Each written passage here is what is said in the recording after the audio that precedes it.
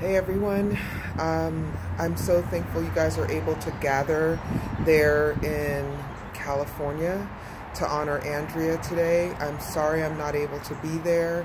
I am, as it turns out, in the middle of a really great promotion at work, and this is the weekend that we need to get this project that I've just been made project manager back on track. So lots of reasons pointed to my not being able to make it this weekend. I'm just glad that you guys were able to gather. I'm rising today because some of you know me, some of you don't know me, but I am a friend of Andrea and Candace's because, one, I went to high school with with Candace. We were on the same track team. And two, because when I was removed from my parents' home as a teenager, Andrea was one of the people, the adults that stepped up to look out for my young life, honestly. But I want to say that I'm rising today to honor the life of Andrea Mercombs because of many reasons. Let's see. Oh, man. It's really funny. I'm sitting here and wondering whether I should make it more polished or whatever, and I'm not going to do all that. I'm just going to give you the unedited version of this video, very personal video, because that's kind of why I couldn't find any of my local Georgia friends to help me with this, because I couldn't say what I had to say to someone who doesn't know this journey and this story. But outside of the women in my family, Andrea was like one of the first women that I met who actually lived free. And I meant lived free because she's self-defined. She defined herself and thoroughly loved her family and friends. She had a really challenging existence because of the choices she made to be an independent and free-thinking woman. But because she made those choices, they inspired my choices now, today, as a 52-year-old woman. Andrea's brand of love was expressed through many ways. She shared her vast knowledge of so many subjects, but what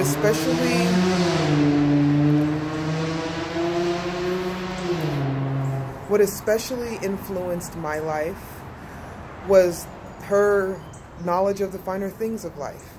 She inspired me to express my personal style in a way that wasn't cookie cutter, and it was much different when I was a teenager than it is now. But and you still had the freedom to express yourself, but at the same time the guidance of a major, amazing seamstress as Andrea was. I come from a long line of seamstresses, and I was so blessed to share that with Andrea when I lived with Andrea and Candace. And as I said before, I know Andrea and Candace because when the court removed me from my parents' home when I was a junior in high school, Andrea was in her 30s, and she consented to take me in. I had been passed around from one track teammate's house to another at that time because it was an unexpected situation that my mom would choose to have me looking for somewhere to live versus living in a home, a safe home with her.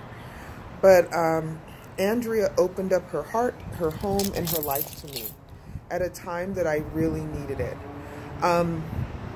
She was a fierce lioness when I needed a fierce lioness in my life. This formidable woman is one of the people that I reflect on and I'm informed by when I was a single parent. I'm still a single parent, but my daughter is grown and married, so parenting looks different now. The formidable woman that you all are gathering to honor was just an incredible force in the lives of the people that she touched.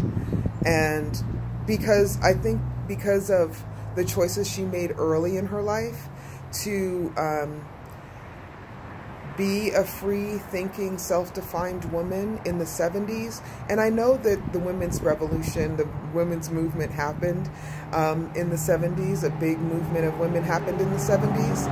But Andrea actually lived it. Some of us seem to have thought about it and have theories about it, but she's actually been living it and paying the prices for living it. And that inspired me to be a woman who was defined from within and not from without. She showed me that I could be honest about myself and look myself in the mirror. Truth be told, she demanded that of everyone that was around her. I believe for our betterment. So I rise today to say thank you for being such a sister mama. And I really mean this, like, Andrea, your memory will always live with me because she was always, and she was my first big sister who was also a mama, who also taught me some amazing things just by the woman that she is and was. So thank you for looking out for me back then.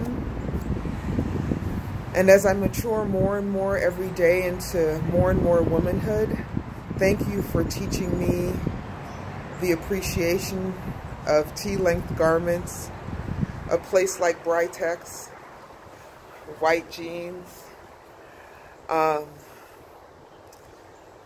stinky cheeses, fine wines, going to several sources for pulling off a great dinner party like you all are probably enjoying now because of Candace's similar efforts.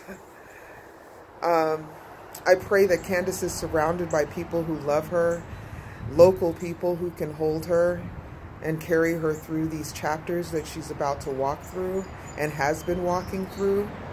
I'll remain an occasional phone call away or video chat as life is constructed now, but she and I both will always share the unique experience of being young women who shared a roof with the incomparable Andrea Mercombs.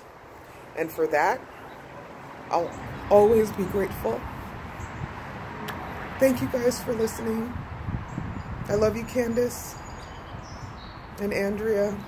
I'm going to look up because I believe in heaven, and I believe that's what you're enjoying because you worked hard here. I love you guys.